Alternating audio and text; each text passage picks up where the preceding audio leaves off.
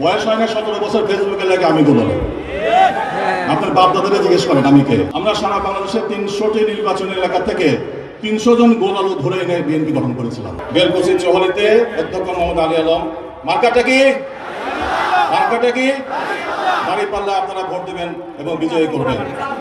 ডানে আছে ঐক্যসভাপতি হুজুর কাদেরের আলী আলম ভাইয়ের এবারের আলী আলম ভাইয়ের হুজুর কাদেরের 12 তারিখের বিপুল ভোটে 2024 সনে আরেকটি বিপ্লব গণঅভ্যুত্থানের সৃষ্টি হয়। 2024-এর বিপ্লবের পরে আমাদের প্রত্যাশা ছিল যে বাংলাদেশ থেকে সকল অত্যাচার অনাচার দূরীভূত হবে। তা কি হয়েছে? তাহলে কি বিপ্লব সফল হয়েছে? এটা অসমাপ্ত বিপ্লব। এই বিপ্লব আমরা সুষ্ঠুভাবে সমাপ্ত করতে পারিনি। আপনারা জানেন যে 1954 সনে যুক্ত ফ্রন্ট হয়েছিল, তার মার্কা ছিল নৌকা মার্কা, হক পাশানের নেতৃত্বে। সেই নৌকা মার্কা সমস্যার সমাধান করতে পারেন নাই।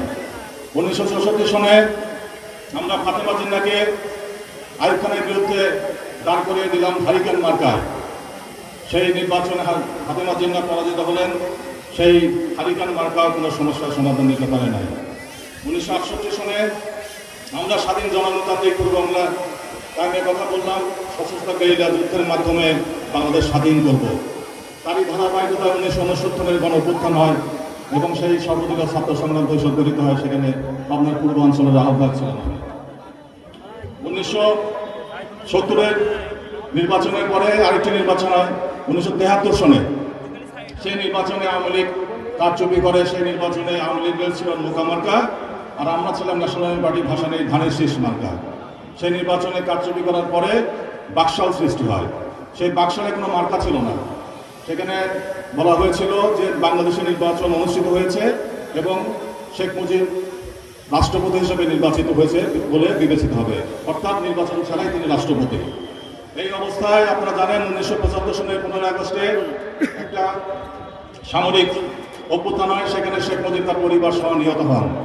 এরপরে জেনারেল জিয়া রহমান সিপাহী জনতা বিপ্লবের মাধ্যমে ক্ষমতাসীন হন। এরপরে আসে আসল খেলা। বাংলাদেশে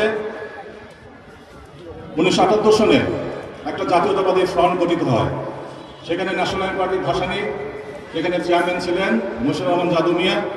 তাকে আমি বললাম যে এখানে এই ধানের শীষের পতাকা এবং ধানের শীষ মার্কাটা জিয়া রহমানকে দিয়ে দেন, নইলে বাংলাদেশ স্বাধীনতা সার্বভৌমত্ব রক্ষা করা যাবে না। এইভাবে বিএনপি যখন সৃষ্টি হলো তখন ধানের শীষ মার্কা বিএনপির কাছে আসলো, প্রত্যেকে আসলো ন্যাশনাল পার্টির মার্কা। বিএনপির কোনো মার্কা আগে ছিল না। এখন বিএনপি কিভাবে গঠিত হয়েছিল? ফেসবুকে বলা হয় আমি যে এনসিপিতে যোগদান করেছি এবং 11 দলীয় জোটে এই জোট গঠনে আমার ভূমিকা ছিল। এই বলা যে আমি নাকি গোলালু, এই পার্টি থেকে ওই পার্টি যোগদান করেছে।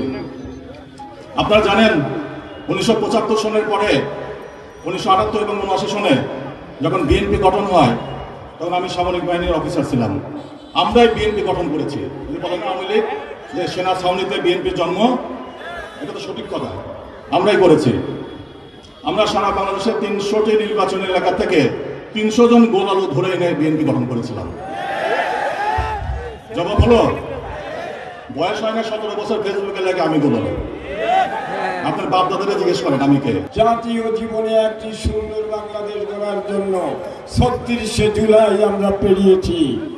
এখন এক শ্রেণীর মানুষ যারা ক্ষমতায় না যে ক্ষমতার বড়াই করে, সেই শক্তির সাথে আপসহীন সংগ্রামের মাধ্যমে আমরা সুন্দর বাংলাদেশ, মানবিক বাংলাদেশ, কল্যাণকামী বাংলাদেশ, ইসলামী মূল্যবোধের বাংলাদেশ, দুর্নীতি মুক্ত বাংলাদেশ, চাঁদাবাজ মুক্ত বাংলাদেশ, ধান্দাবাজিদের মুক্ত বাংলাদেশ, মাটি খোরদের মুক্ত বাংলাদেশ, এমন একটি সমৃদ্ধ বাংলাদেশ কি আপনারা চান না?